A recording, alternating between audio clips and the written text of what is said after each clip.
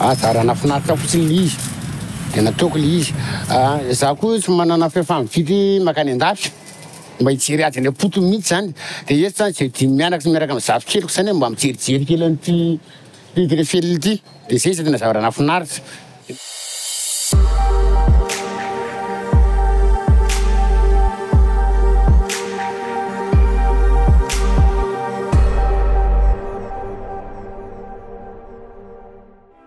Mpanao asa tanana iray no andeha ho tsidiantsika ato anatin'ity horonan-tsary fohy ity. Rifainy anarako ouvrage métrique ny tena azako ty asa ny tena azako ty. Inenako zay manamboatra lavarangana gré de production le famorona zany lefa tsy kelikely sady miandrindreo namana mba manositosika. Naniry mba te ahita izany Tour Eiffel izany izy ka izany indrindra nanosika azy anangana ity tsangambe ity.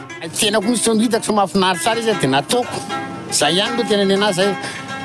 Za koa tsy manana fihefa-mifidy makany an-dafy mba hijery azy any apoto mihitsy zany. Dia eto zany tsy miaraka amin'ny zavikeliko zany mba mijerijery kely an'ity filifely ity. Dia zay izy tena zavarana finaritra.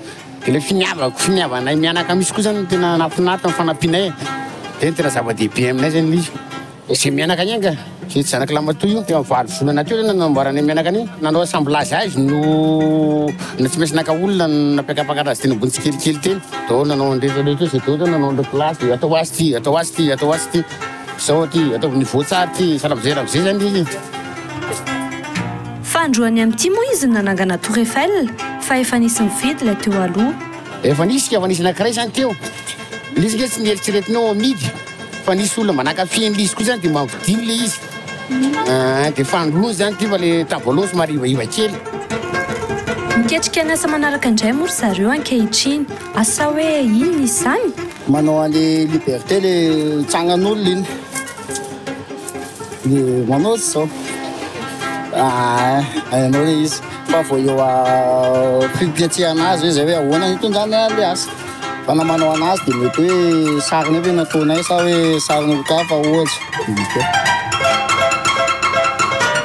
Nahazo fanomezana mihitsy moa izy no fananganana ity Tour Eiffel ity. Dia mbola misy voakely.